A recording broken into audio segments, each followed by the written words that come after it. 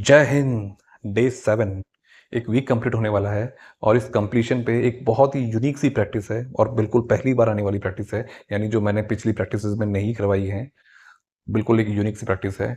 उसका नाम है द संस्कृत इफेक्ट। संस्कृत के श्लोकों का, संस्कृत के उच्चारण का हमारे ब्रेन पर एक बिल्कुल साइंटिफिक इफेक्ट, यानी एक साइंटिफिक स्टडी से निकल के ये आया हुआ इफेक्ट है। कुछ साल पहले इटली के यूनिवर्सिटी ऑफ ट्रेंटो के एक न्यूरो साइंटिस्ट डॉक्टर जेम्स हर्टजिल ने एक रिसर्च स्टार्ट की थी, जिसमें उनका साथ दिया था उन्हीं के डिपार्टमेंट के कुछ और उनके कॉलीग्स थे। दो इंडियन न्यूरो साइंटिस्ट भी इस रिसर्च में जुड़े हुए थे, जो कि NBRC national brain research centre Manesar Gurugram के पास में जो है हरियाणा में, वहां से जुड़े हुए दो न्यूरो साइंटिस्ट हैं, डॉक्टर तन्मय नाथ और डॉक्टर नंदिनी चैटर्जी सिंह। और इस टीम ने मिलकर के 42 लोगों पर यह रिसर्च की थी। 21-21 लोगों के दो ग्रुप बनाए गए। जो पहले 21 लोग थे उनमें वो स्टूडेंट थे जो कि वैदिक स्टडीज में लगे हुए थे, यानी कम से कम 7 या उससे ज़्यादा टाइम, 7 या उससे ज़्यादा सालों से वो वैदिक studies, Sanskrit chanting, Sanskrit learning और श्लोक पढ़ना और इस तरह की चीज़ों में लगे हुए थे। और 21 स्टूडेंट वो थे जो कि मॉडर्न यूनिवर्सिटी के में पढ़ने वाले, जो होनहार स्टूडेंट, जो ब्रिलियंट स्टूडेंट थे, वो लोग थे। ऐसे 21-21 लोगों का ये ग्रुप तैयार किया गया। दोनों ग्रुप बिल्कुल सेम एज के थे। ऐसा नहीं है कि वैदिक स्टडी करने वाले वो लोग जो मॉडर्न एजुकेशन नहीं जानते थे, वो मॉडर्न एजुकेशन के साथ साथ में ये वैदिक स्टडीज को भी कैरी कर रहे थे। और इन लोगों पर, इन सभी लोगों का एक ब्रेन एमआरआई किया गया और जिसका रिजल्ट जो आया वो कुछ ऐसा था।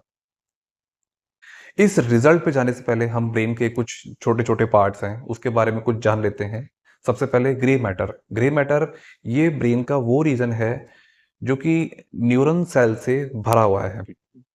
और यही वो एरिया है जहां पर ब्रेन के बहुत सारे कॉग्निटिव फंक्शंस, जैसे सेंसरी परसेप्शन है, लॉन्ग टर्म या शॉर्ट टर्म मेमोरी है, जैसे मसल्स कंट्रोल है, जैसे speech, emotions and decision making जैसी जो ये फंक्शंस हैं, ये उसी एरिया में परफॉर्म किए जाते हैं। इसी से जुड़ा हुआ है एक वाइट मैटर। वाइट मैटर जो कि बंडल्स ऑफ नर्व सेल्स हैं, और यही वाइट मैटर जो है ये ग्रे मैटर से मिलने वाले सिग्नल्स को कैरी करता है। ब्रेन का जो सेंट्रल रीजन है, बिल्कुल बिल्कुल सेंट्रल रीजन, इसको कहते हैं, यहाँ पर एक छोटा सा स्मॉल ऑर्गन है, हिप्पोकैम्पस। ये हिप्पोकैम्पस आपके जो ओल्ड मेमोरी से जुड़े हुए जो भी इमोशंस हैं, पुरानी पुरानी यादें और उस यादों से जुड़े हुए जो भी इमोशंस हैं, ये उनको रेगुलेट करता है। यानी हमको जो बार बार पुराने यादों के कारण से जो जो इमोशंस हमारे ऊपर डेवलप, जो जनरेट होते हैं, वो यहाँ से। और इस रिसर्च का जो रिजल्ट आया वो कुछ ऐसा था कि वो जो वैदिक स्टूडेंट थे, जो कि लंबे टाइम से वैदिक चैंटिंग वगैरह कर रहे थे, उनका ग्रे मैटर हाईली डेंस था as compare to the other students. साथ ही साथ उनकी जो कॉर्टेक्स कॉर्टेक्स यानी जो आउटर मोस्ट लेयर, जो मैंने बताया था, आउटर मोस्ट लेयर जो ब्रेन की थी, कॉर्टेक्स, वो काफ़ी थिक थी as compare to other students. और इसके अलावा उनका जो हिप्पोकैम्पस था वो काफ़ी प्रोनाउंस था as compare to other students. और इसी का रिजल्ट था कि वैदिक चैंटिंग करने वाले वो जो स्टूडेंट थे, उनके कॉग्निटिव फंक्शंस, ब्रेन के सारे कॉग्निटिव फंक्शंस काफ़ी कहीं कहीं ज़्यादा बेटर थे as compare to other students. Like उनकी मेमोरी, पावरफुल मेमोरी, चाहे वो लॉन्ग टर्म मेमोरी है या शॉर्ट टर्म मेमोरी है, उनकी डिसीजन मेकिंग प्रॉपर्टी, उनके इमोशंस पे कंट्रोल, उनकी सेंसरी परसेप्शन, उनकी रीजनिंग, ओवरऑल ये सारे कॉन्सेप्ट्स उनके दूसरे स्टूडेंट से काफ़ी ज़्यादा अच्छे थे। और ये जो चेंजेस थे, ये कोई शॉर्ट टर्म चेंजेस नहीं थे, एक लॉन्ग टर्म चेंजेस थे। यानी हम जब इस प्रैक्टिस को करते हैं तो उसका जो इफेक्ट आता है वो लॉन्ग टाइम तक लाइफ में हमारे साथ में रहता है। ऐसा क्या कारण था इसका? इसी का आंसर दिया था इसी टीम ने अपनी इस रिसर्च के बाद में।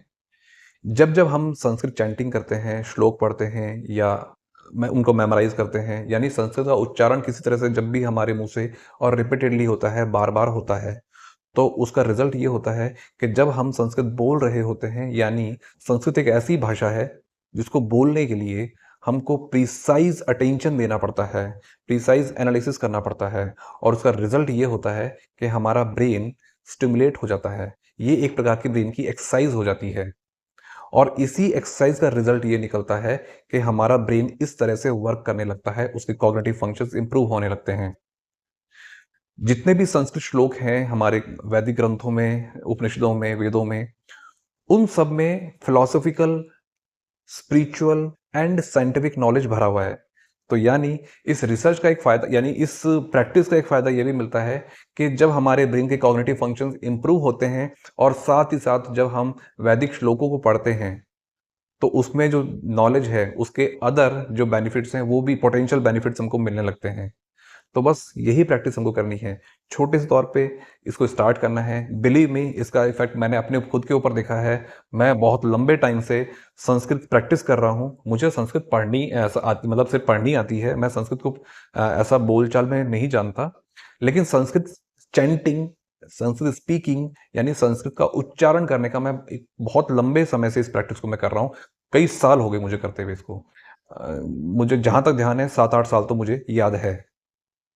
और इसी प्रैक्टिस के अंदर मैं सुबह-सुबह शिव तांडव जो मैं डेली प्रैक्टिस करता हूँ, शाम को मैं विवेकानंद केंद्र की प्रार्थना है, जय जय परमात्मन् संस्मरामो वयं त्वां, निज परमहितार्थं कर्मयोगैः कनिष्ठा। इसका लिंक मैं नीचे डिस्क्रिप्शन में डाल दूँगा, आप उसमें चेक कर लीजिएगा। बहुत सुंदर एक प्रार्थना है। मैं इसका एक डिटेल एनालिसिस, ये जो प्रार्थना है, इसके पीछे का जो पूरा भाव है, उसका एक डिटेल एनालिसिस करता भी एक वीडियो मैं ज़रूर जल्दी बनाऊँगा। वो आप ज़रूर देखना, बहुत काम का है। उसके अंदर जो मैंने वहाँ से गेन किया है, वो नॉलेज बहुत एक्सट्रीम है, बहुत मज़ेदार है। और इसी के अलावा मैं जो गीता है, गीता के चैप्टर, अलग-अलग चैप्टर के जितने भी, यानी जो श्लोक हैं, वो जिसको बोलते हैं अध्यायशः, यानी एक-एक चैप्टर वाइज़ मैं उसको डेली बेसिस पे एक चैप्टर को पूरा चैंट करना, गाते हुए चैंट करना, दूसरे चैप्टर को चैंट करना, तीसरे चैप्टर को चैंट करना। इस तरह से 18 चैप्टर को चैंट करते-करते मैंने करीब लंबे टाइम तक इसको किया था और मुझको भी पूरा कंठस्थ हो गया था। पिछले 3 साल से मैंने इस प्रैक्टिस को छोड़ दिया था किसी कारण से, मुझको लगता है वो गलती हो गई थी, तो थोड़ा-सा मुझे उसको रिकॉल करना पड़ेगा, वरना गीता ऑलमोस्ट कंठस्थ हो गई थी मुझे पूरी। ल लेकिन इन सब का जो असर मैंने अपने ऊपर देखा, वो सच में आपको आपको दिखाई देगा अपने अंदर जब आप अपनी ये इस प्रैक्टिस को करेंगे। तो इस प्रैक्टिस को करना कैसे है? कोई बहुत भारी भरकम आपको संस्कृत श्लोकों का उच्चारण करते हुए कुछ प्रैक्टिसेस को नहीं करना है। आपको सिर्फ़ छोटे-छोटे तौर पे आपको इतना सा करना है कि दिन में एक बार, कुछ भी कोई भी एक समय, आप कोई एक इस तरह का, जैसे शिव तांडव है, जैसे राम रक्षा स्तोत्र है, या दुर्गा सप्तशती है, या मैंने जैसे बताया विवेकानंद की इंद्र प्रार्थना है। ऐसा कोई भी आप दिन में एक बार, जब भी आप सुबह के समय पूजा करते हैं या शाम को जो संध्या आरती होती है, तो उस समय पर आप इसे उच्चारण कर सकते हैं। कोई ज़्यादा टाइम नहीं लगता है इसके अंदर। लेकिन फिर भी आपको लगता है कि नहीं, मुझको टाइम नहीं मिल रहा, तो कोई बात नहीं। रात को जब आप मैजिक रॉक प्रैक्टिस करते हैं, तो उसमें मैजिक रॉक को ग्रैटिट्यूड देने के बाद में जो टाइम, जो 1 मिनट का जो चिट-चैट करनी है, उससे जो बातचीत करनी है, उस बातचीत के अंदर आप इसको डाल सकते हैं।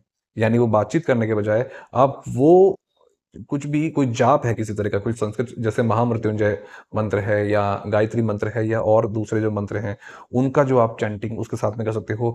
और कुछ भी नहीं होता तो 2 मिनट के लिए आप राम, राम, राम, ये जो राम, राम, राम, ये जो शब्द है, ये अपने आप में पूरा ब्रह्मांड है। आप इसी का उच्चारण, अगर आप सिर्फ़ उस मैजिक रॉक को अपने हाथ में लेकर के राम, राम स्माइल के साथ में, एक भक्ति के साथ में, एक लगन के साथ में राम का भी नाम लेते हैं, सिर्फ़ इतना सा ही करना है।